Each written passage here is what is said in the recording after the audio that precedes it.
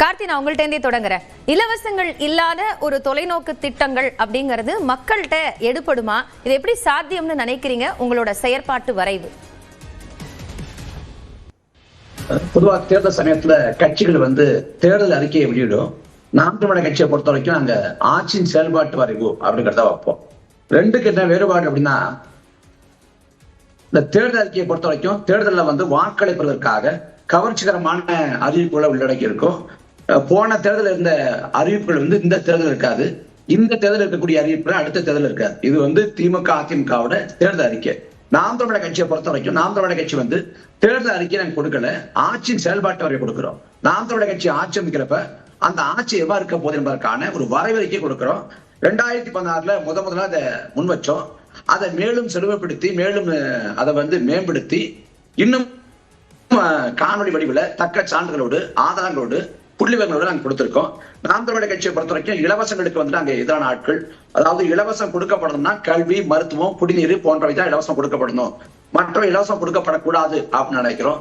திராவிட கட்சிகளை பொறுத்த வரைக்கும் இலவசம் தர்றாங்கன்னா இலவசம்ங்கிறது உங்க சமூக நீதி பொருட்கள் அப்படின்னு அவங்க ஒரு அடையாள சொல் சொன்னாலும் முழுக்க வாக்கரசியலை மையப்படுத்தி பெண்களோட வாக்களை குறி வச்சு இல்ல குறிப்பிட்ட சாராரோட வாக்களை குறி வச்சு தான் அந்த திட்டம் கொண்டு வரப்படுது.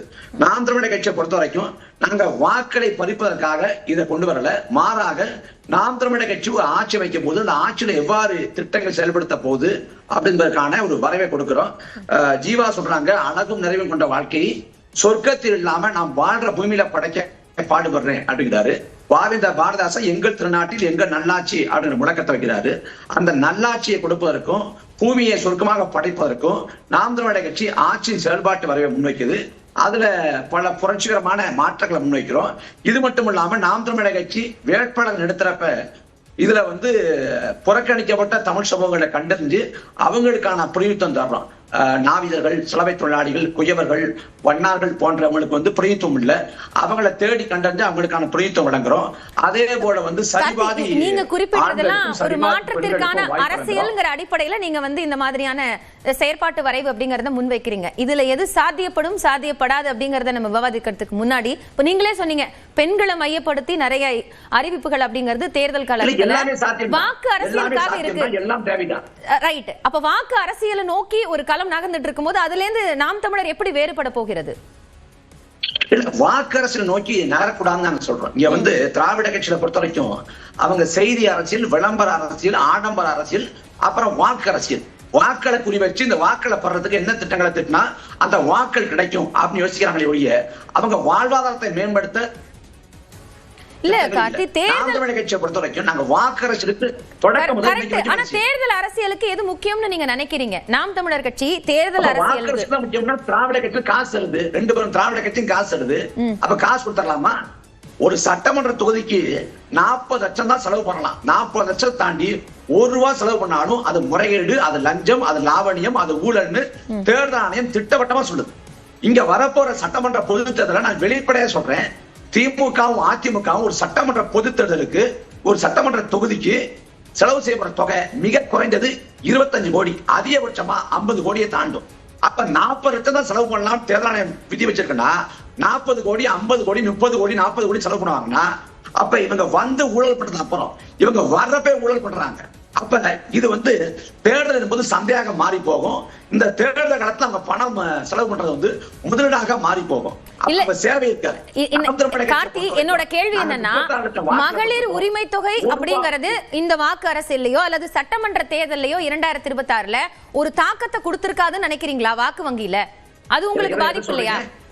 மகளிர் உரிமை தொகை அப்படிங்கிற அறிவிப்பு அது செயல்படுத்தப்பட்டது மக்களிடம் ஒரு தாக்கத்தை ஏற்படுத்தி இருக்காதா? அது உங்களோட வாக்கு வங்கி அரசியல்ல பாதிப்பை கொடுக்காதான்னு கேக்குறேன். அதாவது அதெல்லாம் திராவிட கட்சிகள் தான் வெட்கி தலைமுடியணும். 60 ஆண்டு கால திராவிட ஆட்சி காலத்துல இன்னைக்கு மகளிருக்கான வேலை வாய்ப்பை உருவாக்காம வாழ்வாதாரத்தை மேம்படுத்தாம ₹1000 காசு கையேந்து வைக்கிறாங்கன்னா அப்ப தன்மானம், சுயமரியாதை என்று பேசிய திராவிட இயக்கங்களோட லட்சணம் இவ்வளவுதான். அவங்க என்ன சொல்லி வந்தாங்க? முதல்ல அனைத்து குடும்ப அட்டைதாரருக்கும் ₹1000 தருவோம் தேர்தலுக்கு முன்பாக. ஆனா வந்தவர்கள் எல்லோருக்கும் இல்ல, நாங்க தகுதி பார்த்தா கொடுப்போம், நாங்க தகுதியை நிர்மாணம் பண்ணுவோம். நாங்க கடைசியா 27 மாதம் கழித்து 28வது மாதம் தான் கொடுத்தாங்க. இப்ப இந்த தேர்தல் நெருக்கத்துல ₹5000 காசு கொடுக்கப்பட்டுச்சு. அதுல வந்து கோடை விடுமுறையை ஒட்டி 2000 ரூபாய் சொல்லி 5000 ரூபாய் கொடுத்தாங்க. அப்ப என்ன முன்கூட்டியே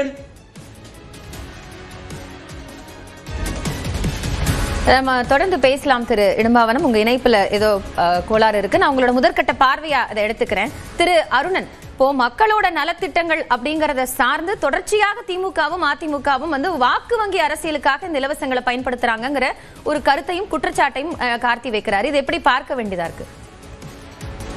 இல்ல, தேர்தல் என்றாலே வாக்காளர்கள் தானே, வாக்காளர்களை தானே நம்ம குறி வைக்கணும்.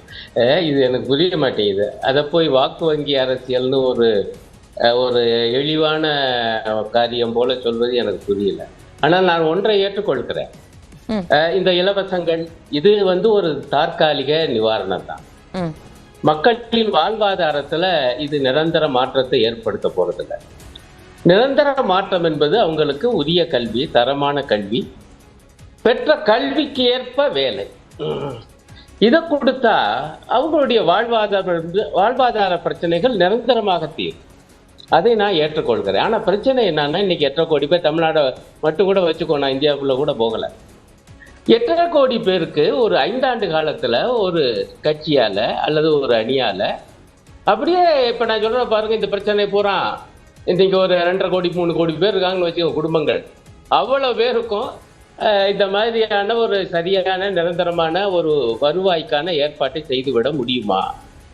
முடியல. உலக நிலைமை, இந்திய நிலைமை அதெல்லாம் சேர்த்து பார்க்கணும். இருக்கு, நான் அதுக்குள்ள கூட போகல. அப்ப ஒரு தற்காலிக நிவாரணமாக இந்த மாதிரி உரிமை தொகை அல்லது கட்டணமில்லா பேருந்து பயணம், மாணவர்களுக்கு 1000 ரூபாய், இப்ப கல்வி இலவசமா கொடுக்கணுங்கிறாப்புல. பெரும்பாலும் அதுவே தேர்தல் நெருக்கத்துல அறிவிக்கப்படுறது அப்படிங்கறதே அதுக்குள்ள வந்து அது கெயின் பாலிடிக்ஸ் இருக்கு அப்படிங்கறது தான் அவங்க சொல்றாங்க. ஏங்க, தேர்தலுக்குள்ளேயாவது கொடுக்குறாங்கல்ல, நீங்க கொடுத்தாலும் தப்புக்குறீங்க, கொடுக்காட்டி இப்ப பாருங்க கடைசியா முடிக்கும் போது நம்ம நாம் தமிழர் கட்சி நண்பர் என்ன சொன்னாரு, நீங்க என்னங்க வந்து 28 மாதம் கழிச்சு தானே கொடுத்தீங்கன்னாரு. கொடுக்கறது தவறுங்கிறாரு. அப்புறம் ஏன் 28 மாதம் கழிச்சு கொடுக்குறீங்க? எல்லாருக்கும் தானே நீங்க, ஆனா அப்புறம் தகுதி வச்சிங்க அப்படிங்கிறது. இது என்ன வாதம்? நம்ம மெயினா ஒரு கருத்தியல் ரீதியா அவங்க பேசுறதுனால நானும் கருத்தியல் ரீதியா சொல்றேன். இந்த இலவசங்கள் என்பவை தற்காலிக நிவாரணங்கள் தான் நாங்களும் பார்க்கிறோம். ஆனால் அது தேவை. இப்ப உதாரணத்துக்கு சகோதரி, இப்ப பாருங்க, யாரு எதிர்பார்த்தா இப்படி ஒரு ஈரான் மீது குண்டு வீசும் அமெரிக்காவும் இஸ்ரேலும். கார்த்தி, நான் வரேன். கார்த்தி, அருணன் முடிக்கட்டும், நான் உங்கள்ட்ட வரேன். இப்ப 2 வாரமாத்துக்கு மேல யுத்தம் போயிட்டு இருக்கு. கடைசியா பார்த்தா கேஸ் சிலிண்டர் விவகாரம். இப்ப வந்து அங்க இன்னும் நிலைமை மோசமாயிட்டு இருக்கு. நான் நேரம் கருதி அதுக்குள்ள போகல. ஆகவே பெட்ரோல் டீசலுக்கு சிக்கல் வரப்போகுது போல தெரியுது. ஒன்றிய அரசுல இருந்து சொல்லியிருக்காங்க. இப்ப என்ன ஆகுதுமா, ஹோட்டல்ல பூரா விலைவாசியை கூட்டிட்டாங்க. எல்லா உணவு பண்ணக்கூடிய விலையும் கூட்டிடுச்சு. எல்லாம் 5 ரூபா வச்சுட்டாங்க. இப்ப இந்த மாதிரி எதிர்பாராத ஒரு சூழல்கள் வரும்போது இந்த மாதிரி ஒரு 1000 ரூபாய் ஒரு பெண்களுக்கு கிடைக்கிறது, மாணவர்களுக்கு 1000 ரூபாய் கிடைக்கிறது,